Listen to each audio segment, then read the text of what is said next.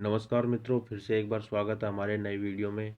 देखिए, हमने ये सीरीज़ प्रारंभ की थी कक्षा 6 से लेकर कक्षा 8 तक के हमारा राजस्थान पाठ्य पुस्तक। इसमें राजस्थान अध्ययन से संबंधित काफ़ी अधिक सामग्रियां हैं। आपको कक्षा 6 7 की भी देखनी हो हमारा राजस्थान पाठ्य पुस्तक से संबंधित वीडियो, तो आप मेरे चैनल की प्लेलिस्ट में जाएं और हमारा राजस्थान जो प्लेलिस्ट है उसमें आप कक्षा 6 से लेकर 8 तक के पाठ्य पुस्तकों के वीडियो देख सकते हैं, जो आपके विभिन्न प्रकार के एग्जाम के लिए काफ़ी महत्वपूर्ण साबित होंगे।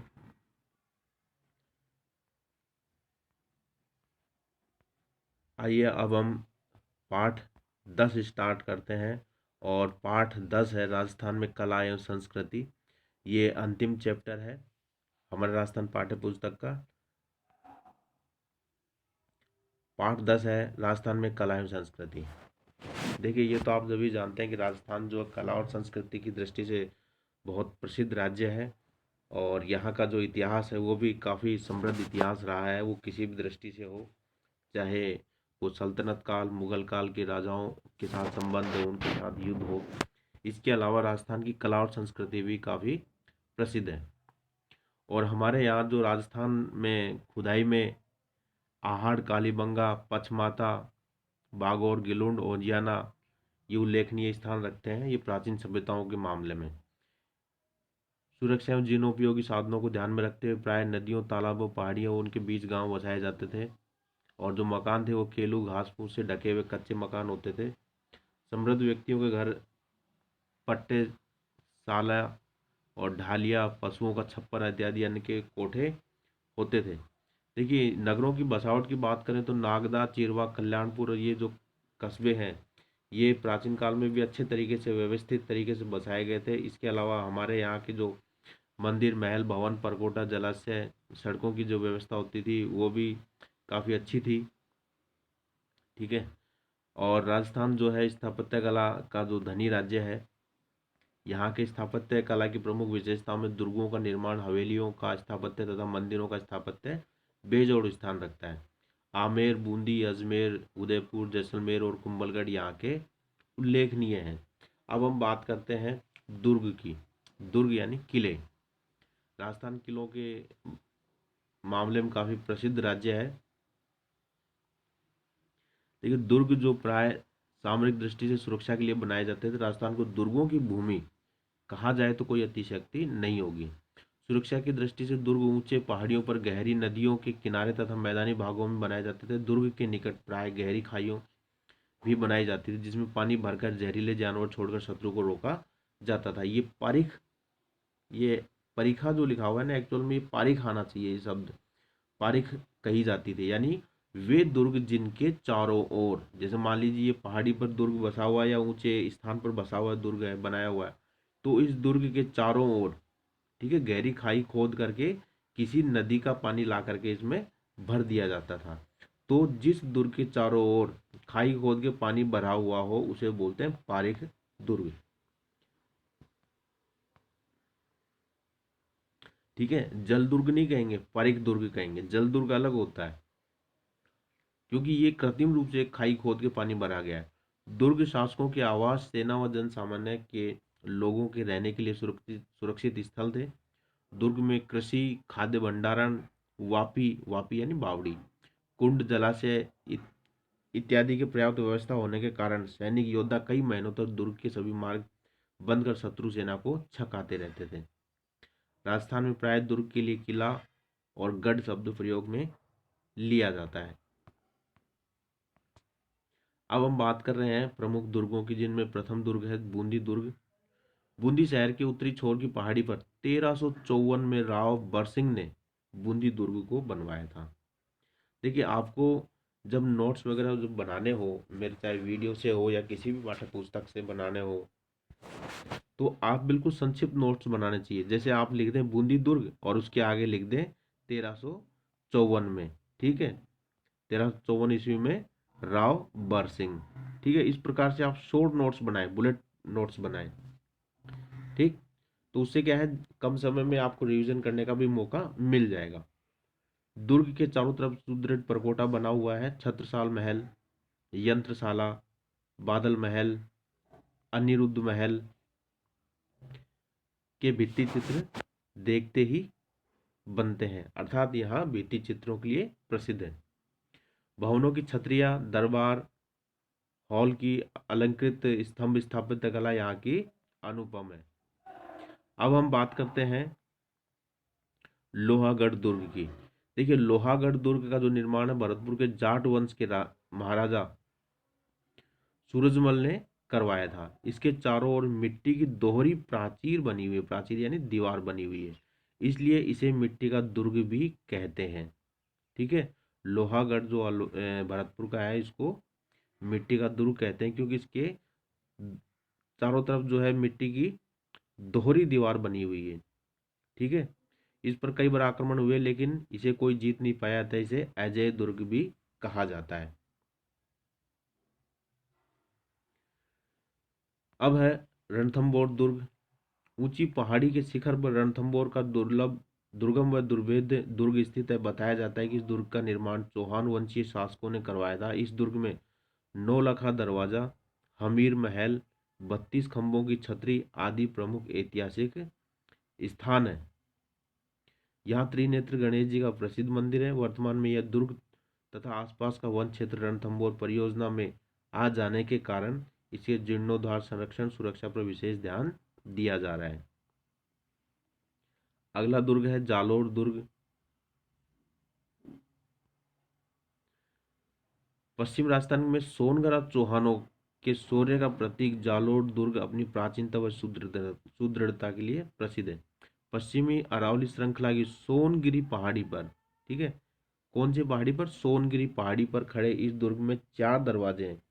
इसका निर्माण 10वीं शताब्दी में परमार राजाओं धारावर्ष और मूंज ने करवाया था।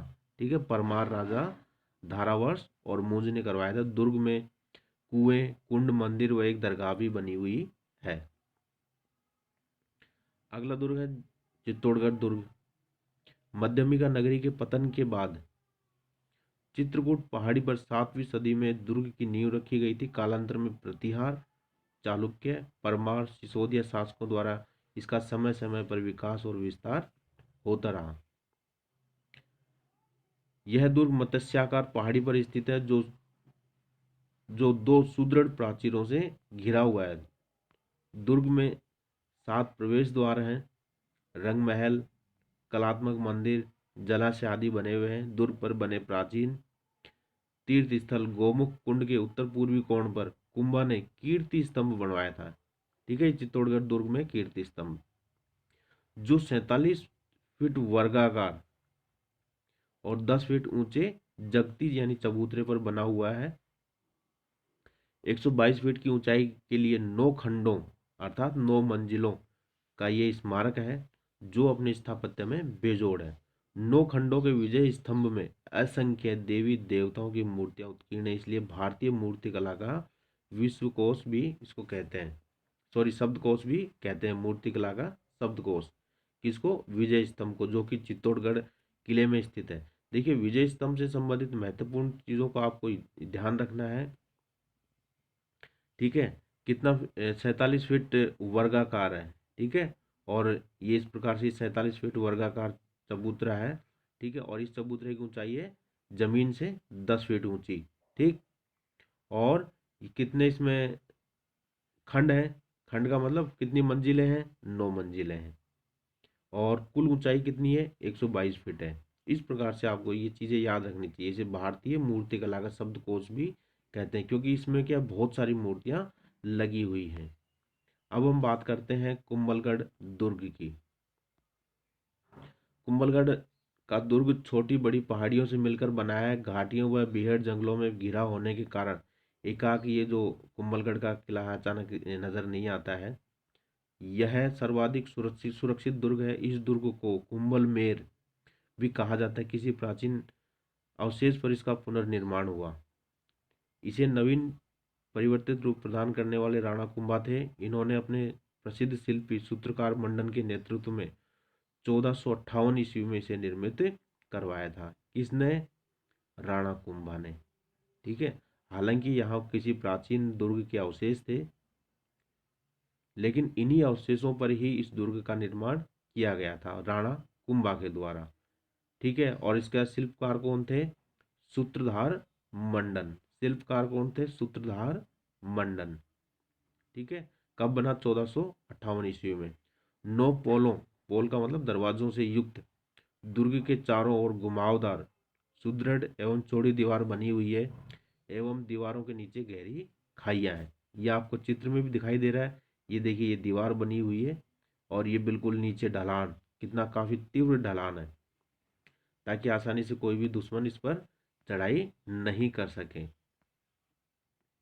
दुर्ग में समतल भूमि पर स्थापत्य कला के अनूठे नमूने हैं, जैसे नीलकंठ महादेव का मंदिर है, यज्ञ वेदी के साथ ही कई जैन मंदिर, झाली बाव यानी बावड़ी, मामादेव महादेव का कुंड, कुंभ स्वामी नामक विष्णु मंदिर भी यहाँ है। रायमल के पुत्र पृथ्वीराज का स्मारक भी यहाँ स्थित है। दुर्ग का सर्वाधिक उच्च भाग कटारगढ़ कहलाता है, यानी दुर्ग का, यानी कंबलगढ़ दुर्ग का जो उच्च भाग है, जहाँ पर भवन बना हुआ है, उसको बोलते हैं कटारगढ़। ठीक है, यहीं पर महाराणा प्रताप का जन्म हुआ था, इस कटारगढ़ में। सीमा और सांप्रदायिक दृष्टि से दुर्ग का बड़ा महत्व रहा है। अब हम बात करते हैं आमेर दुर्ग की। आमेर दुर्ग देखिए, ये ढूंढाड़ क्षेत्र का, यानी ढूंढाड़ का मतलब जयपुर और उसके आसपास के क्षेत्र को ढूंढाड़ कहते हैं, का यह दुर्ग पर्याप्त सुरक्षित रहा है। राजा मानसिंह के काल से ही इस दुर्ग की स्थापत्य कला में विशेष उन्नति हुई है। यहाँ की स्थापत्य कला में हिंदू एवं मुगल शैली का सुंदर समन्वय झलकता है। भवनों में बड़े जड़े हुए शीशों की सुंदरता देखते ही बनती है। दुर्ग के प्रवेश द्वार गणेश गेट पर शीला देवी का प्रसिद्ध मंदिर बना हुआ है। अब हम बात करते हैं गागरोन जल दुर्ग की। देखिए, जब जल दुर्गों का नाम आता है तो उसमें सबसे पहला नाम गागरोन का आता है। यह राजस्थान का प्रसिद्ध जल दुर्ग है जो झालावाड़ जिले में स्थित है। यह दुर्ग दो नदियों, कौन सी दो नदियां हैं? काली सिंध और आहू नदी के संगम पर बना हुआ है। गागरोन दुर्ग अपने प्राकृतिक वातावरण के साथ साथ राजनीतिक रणनीतिक कौशल के आधार पर निर्मित होने के कारण प्रसिद्ध है। यह दुर्ग हिंदू मुस्लिम एकता का प्रतीक है। देखिए, ये दुर्ग जो है एक ऊंची पहाड़ी पर बना हुआ है। जैसे मान लीजिए काली सिंध आ रही है इधर से, ये नदी, ठीक है, और इधर से आहू नदी आ रही है। ठीक, ये नदियां जहाँ मिलती है तो ये नदी एक बड़ी ऊंची पहाड़ी है, छोटी सी। ठीक है, हालांकि काफी पहाड़ी क्षेत्र है, लेकिन ये ऊंची पहाड़ी का एक हिस्सा है। इस ऊंची पहाड़ी के से इस प्रकार से ये नदी गुजरती है। ये जो क्षेत्र है ना, ये ऊंची पहाड़ी है। ठीक है, इस ऊंची पहाड़ी पर ये दुर्ग बना हुआ है, इस ऊंची पहाड़ी के ऊपर। तो इसके ये चारों तरफ से ये दोनों नदियां मिलकर के इसको ऊंचा, सॉरी, एक सुरक्षा प्रदान करती है ये दोनों नदियां, ताकि दुश्मन इधर से प्रवेश नहीं कर सके। अब बात करते हैं हम, अन्य दुर्ग भी है राजस्थान में, जिनमें जोधपुर का मेहरानगढ़ अपनी खूब मजबूती और सुंदर प्रसादों के लिए प्रसिद्ध है। बीकानेर का जूनागढ़ तो रेगिस्तानी भूमि में बनने वाले दुर्गों में उत्कृष्ट दुर्ग है। ठीक है, और दुर्ग के अंदर स्थापत्य कला मेहराब वाले दरवाजे मुगल प्रभाव के यथेष्ट प्रमाण है। जैसलमेर का सोनारगढ़ का दुर्ग, ठीक है, जैसलमेर का सोनारगढ़ का दुर्ग पीले बलुआ पत्थर से बना हुआ है। ठीक है, इसी कारण से सूर्य की जब रोशनी इसके ऊपर गिरती है तो ये सोने के जैसा चमकता है, इसलिए इसको हम सोनार किला, द गोल्डन फोर्ट भी कहते हैं। ये तो बात थी दुर्गों की। अब हम बात करते हैं राजस्थान के प्रसिद्ध मंदिरों की। देखिए, मंदिरों का विकास गुप्त काल से माना जाता है, जो गुर्जर, प्रतिहार, गुहिल, चंदेल, राठौड़, परमार, सोलंकी, चालुक्य तथा पाल शासकों के समय में भी होता रहा। मंदिर में देवी देवता की स्थापना होती थी। इसका निर्माण शिल्प शास्त्रों के अनुसार होता है। राजस्थान के प्रमुख देखिए मंदिर कौन कौन से। मेवाड़ के प्रमुख मंदिरों के बारे में हम बात कर लेते हैं। मेवाड़ के प्रमुख मंदिर कौन कौन से हैं?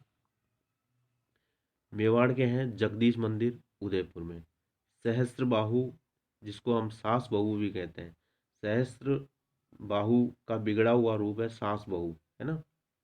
ऐसी कोई बात नहीं है कि कोई सास थी या उसकी बहू थी, उनका मंदिर बना हुआ है। सहस्त्र बाहु को स्थानीय भाषा में वो सास बहू बोल देते हैं। मंदिर है ठीक है।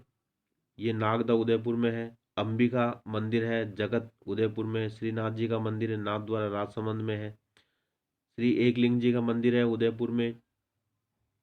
ऋषभ देव जी का जैन मंदिर है उदयपुर में। श्री चारभुजानाथ जी का मंदिर है गढ़बोर राजसमंद में। ये तो मेवाड़ के प्रसिद्ध मंदिर है। अब हम बात करते हैं मारवाड़ के। देलवाड़ा जैन मंदिर है आबू पर्वत पर सिरोही में। रणकपुर के मंदिर प्रसिद्ध है पाली के। किराड़ू के मंदिर बाड़मेर में और ओसिया के मंदिर जोधपुर में है। ये मेवाड़ और मारवाड़ के प्रसिद्ध मंदिर थे। अब हम बात करते हैं हाड़ौती के प्रमुख मंदिरों की। देखिए हाड़ौती के प्रसिद्ध मंदिर देखिए हिंदू मंदिर बांडोली जो कि रावत भाटा में है। मंदिर शिव मंदिर भंडदेवरा बारा में है। कंसवा मंदिर कोटा में है। कमलेश्वर महादेव बूंदी में। सूर्य मंदिर झालरापाटन झालावाड़ में स्थित है। ये प्रसिद्ध मंदिर है हाड़ौती के। अब हम बात करते हैं जयपुर और शेखावाटी के प्रसिद्ध मंदिरों की। आभानेरी मंदिर दौसा में स्थित आभानेरी की एक चांद बावड़ी भी काफी प्रसिद्ध है। वहीं पर यह आभानेरी मंदिर बना हुआ। खाटू श्याम जी का मंदिर सीकर में है। गोविंद देव जी का मंदिर जयपुर में है। जयपुर के राजाओं के इष्ट देवता मानते हैं इनको। अब हम मंदिरों के बाद बात करते हैं मूर्ति कला की। राजस्थान में वैष्णव शैव शाक्त जी और इसके साथ जैन धर्म भी यहाँ मूर्त अपने जो इनके मंदिर स्थापित होते थे तो उनमें जो मूर्तियां स्थापित की जाती थी वो काफी आकर्षक और कलात्मक रहती थी। यद्यपि गुर्जर प्रतिहार परमार चौहान गुहिल शासकों के संरक्षण में मूर्तियों से सुसज्जित मंदिर निर्मित करवाए गए तथापि प्रतिहारों का इसमें योगदान रहा। शैव धर्म भी प्राचीन परंपरा में शिव के लिंग विग्रह व मानवीय प्रतिमाएं बनाई गई। इन मूर्तियों में महेश मूर्ति अर्धनारीश्वर उमा महेश्वर हरिहर अनुग्रह मूर्तियों को अधिक उत्कीर्ण किया गया है।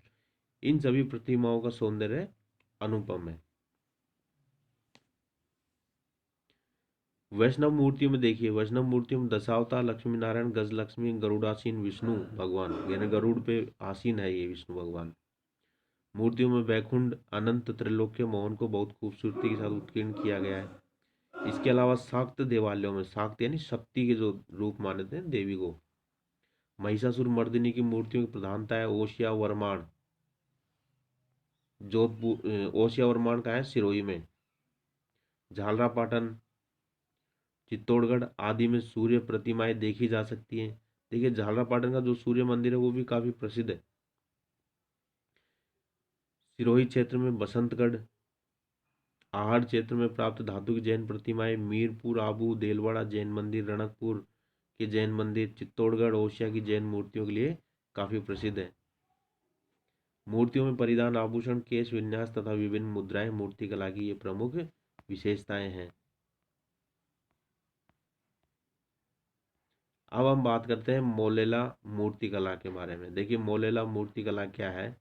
मोलेला मूर्ति कला ये राजसमंद जिले के मोलेला गांव के कुम्हारों ने इस कला को विश्व स्तर पर पहचान दिलाई। ये शिव पार्वती पनिहारी भैरोजी हाथी गणेश ऊंट घोड़ा पुतली हनुमान तोता चिड़िया मोर बांसुरी वाला शेर मगरमच्छ मूसक आदि लोग देवी देवताओं तथा जानवरों से सुसज्जित मिट्टी की फड़ बनाते हैं।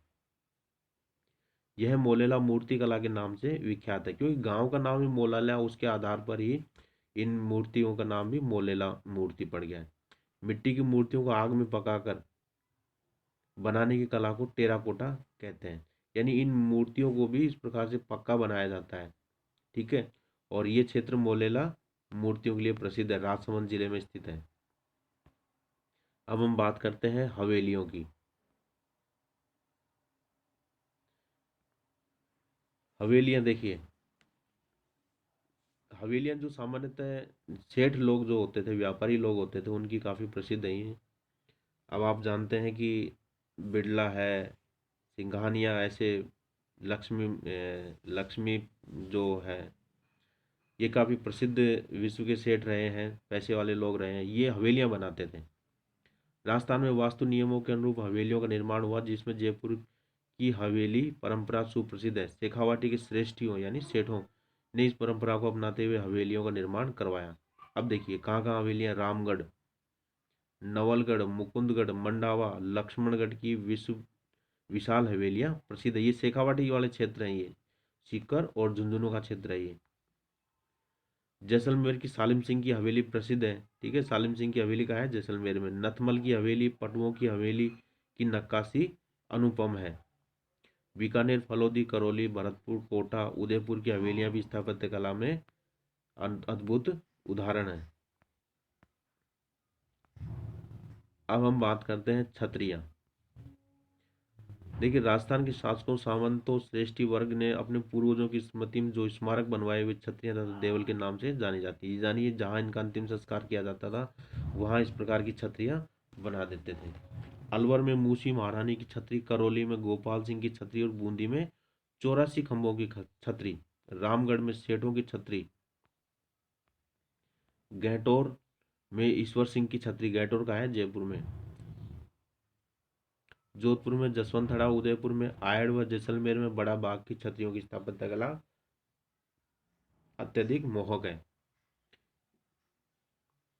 क्योंकि ये जो छतरियां हैं ये विशालकाय भव्य छतरियां जो सुंदर नक्काशी और भित्ति चित्रों के माध्यम से अलंकृत इनको किया जाता है। अब हम छतरियों के बाद बात करते हैं चित्रकला की।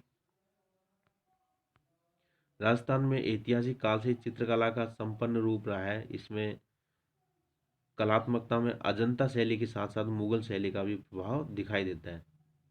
यह कला राज दरबारों तक ही सीमित थी, परंतु मुगल साम्राज्य के पतन के साथ ही चित्रकार राज्य संरक्षण प्राप्ति के लिए इधर उधर चले गए। तब राजस्थानी शासकों ने इन्हें प्रश्रय दिया। यानी जब जैसे जैसे मुगल काल का पतन हो रहा था तो यहाँ के जो कलाकार थे उन कलाकारों में चित्रकार भी प्रसिद्ध रहे। तो वो चित्रकार क्या किए, राजपूतों जो रियासतें थी उन राजपूत राजाओं के यहाँ उनके आश्रय में आ गए। मुगल चित्रकारों ने स्थानीय कलाकारों और चित्र परंपरा के साथ काम करके एक नूतन शैली को जन्म दिया, जो स्थानीय विशेषताओं के कारण स्वतंत्र शैली के रूप में विकसित हुई। यानी जिस स्थान पर इन कलाकारों ने नई शैली को विकसित किया उस शैली को उसी स्थान के नाम से जानते हैं। ये जो आप देख रहे हैं ये चित्र, ये है बनी ठनी का, जो कि अजमेर की किशनगढ़ की काफ़ी प्रसिद्ध है ये। इसको भारतीय मोनालिसा भी कहते हैं इस बनी ठनी को, है ना, क्योंकि मोनालिसा की तस्वीर जो है विश्व में काफ़ी प्रसिद्ध है।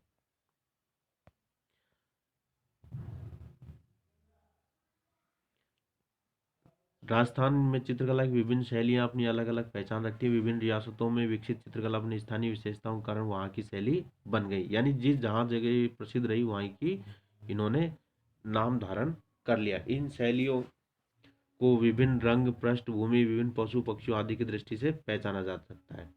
जैसे जयपुर अलवर के चित्रों में हरे रंग का, जयपुर और अलवर शैली में हरा रंग, जोधपुर बीकानेर में पीला रंग, और उदयपुर के चित्रों में लाल रंग का, और कोटा के चित्रों में नीले रंग का, और किशनगढ़ के चित्रों में सफ़ेद और गुलाबी रंग, और बूंदी के चित्रों में सुनहरे रंग का विशेष प्रयोग होता है। यानी उन्होंने ज़्यादातर जिस रंग का प्रयोग किया उस शैली के बारे में बताया गया है। चित्रों की पृष्ठभूमि में उदयपुर शैली में कदम कदम वृक्ष, उदयपुर शैली में, ठीक है। देखिए ये वृक्ष भी याद रखना है, वृक्ष पक्षी वगैरह भी आपको याद रखना होता है कि इस शैली में कौन से पक्षी या वृक्ष का या किस रंग का प्रयोग किया गया है। किशनगढ़ शैली में केले, कोटा बूंदी में लंबे खजूर के वृक्ष, क्योंकि वहाँ काफ़ी खजूर मिलते हैं, कोटा और बूंदी में काफ़ी पेड़ हैं। जयपुर अलवर शैली में पीपल अथवा वट वृक्ष, बीकानेर जोधपुर शैली में आम के वृक्ष अधिक मिलते हैं। विभिन्न शैलियों में पशु पक्षी भी अलग अलग हैं, जैसे उदयपुर शैली में हाथी और चकोर पक्षी, नाथद्वारा शैली में गाय, जयपुर और अलवर की शैली के चित्रों में मोर और घोड़ा आदि देखे जा सकते हैं। विभिन्न शैलियों में स्त्री पुरुषों की आकृतियां भी अलग अलग है। किशनगढ़ शैली में बनी ठनी में नारी सौंदर्य को चित्रित किया गया है, जो अभी हमने पीछे देखा था चित्र। आमेर, जयपुर, जोधपुर, बीकानेर की शैली का मुगल प्रभाव स्पष्ट झलकता है, क्योंकि ये जो रियासतें थी ये मुगल साम्राज्य से स्पष्ट रूप से जुड़ी हुई थी। प्राय शिकार, मनोरंजन के क्रीड़ाओं व उत्सवों के चित्रों के साथ साथ प्राकृतिक दैनिक जीवन, रीति रिवाज, परंपराओं से संबंधित चित्र भी बनाए जाते थे। अब हम बात करते हैं संगीत कला के बारे में। राजस्थान में प्राचीन काल से ही संगीत का प्रचलन रहा है। युद्ध के समय उत्साहवर्धक संगीत की ध्वनियाँ वाद्य यंत्रों की गर्जना से जोश युक्त वातावरण हो जाता था। ठीक है। और यहाँ विविध रागों से युक्त संगीत के साथ साथ श्रृंगार से युक्त मांड राग भी उल्लेखनीय रहा है। यहाँ के शासकों ने संगीतज्ञों एवं गायकी का सदैव सम्मान किया है। भक्तों ने भी संगीत की विभिन्न राग रागिनियों को प्रचलित एवं प्रसारित किया, जिनमें मीराबाई, संत दादू दयाल जी, चरणदास जी, दयाबाई, सहजोबाई के नाम विशिष्ट रहे हैं। ये भक्ति परंपरा के प्रमुख संत रहे हैं। ठीक है। इन्होंने भी क्या किया, संगीत कला को प्रमुख स्थान दिया, क्योंकि इन्होंने अपने भजन गीत वगैरह रचे थे। मित्रों, आपकी कक्षा 6 से लेकर 8 तक की मैंने हमारा राजस्थान पाठ्य पुस्तक कंप्लीट करवा दी है। और इसके अलावा कक्षा 6 से लेकर 8 तक के ही मैंने सामाजिक विज्ञान के भी वीडियो बनाए हैं, जो आपके विभिन्न प्रकार के एग्जाम के लिए बहुत महत्वपूर्ण साबित होंगे। देखिए, कक्षा 6 से लेकर 8 तक की जो हमारा राजस्थान पाठ्य पुस्तक है, ये रेट लेवल फर्स्ट, ठीक है, रेट लेवल फर्स्ट में जो पर्यावरण अध्ययन है उसमें राजस्थान जीके काफ़ी अधिक मात्रा में है। तो उनके लिए भी ये काफ़ी महत्वपूर्ण साबित हो जाएगा, क्योंकि इसमें राजस्थान की भौगोलिक और ऐतिहासिक चीज़ों के बारे में बताया गया है। तो इसलिए आप रेट फर्स्ट लेवल वाले भी हमारा राजस्थान पाठ्य पुस्तक का अध्ययन करें। और मैंने कक्षा 6 से लेकर 8 तक की जो एसएसटी का जो कोर्स करवाया है, ठीक है, उसको भी आप मेरे इस चैनल की प्लेलिस्ट में जा कर के आरबीएसई के नाम से मैंने प्लेलिस्ट बनाई है, उसमें आप 6 से 8 तक की सामाजिक विज्ञान को भी देख सकते हैं, जो कि रेट लेवल सेकंड, ठीक है, रेट लेवल सेकंड के लिए जो सामाजिक विज्ञान के जो 60 क्वेश्चन आएंगे उनके लिए बहुत महत्वपूर्ण साबित हो सकते हैं। इसलिए आप निश्चित रूप से इन वीडियो का भी अवलोकन जरूर करें। आप को वीडियो अच्छे लगे तो लाइक ज़रूर करें। यदि आप चैनल पे पहली बार आए तो चैनल को सब्सक्राइब करें, क्योंकि ताकि आपको सब्सक्राइब करने से आपको नोटिफिकेशन मिल जाएगा। बेल आइकन ज़रूर दबाएं। और भविष्य में विभिन्न प्रकार के एग्ज़ाम आ रहे हैं, जैसे कृषि पर्यवेक्षक का है, राजस्थान सब इंस्पेक्टर है, और भी विभिन्न प्रकार के एग्ज़ाम है। उससे संबंधित आपको अध्ययन सामग्री काफ़ी अधिक मिलेगी। इसलिए आप इस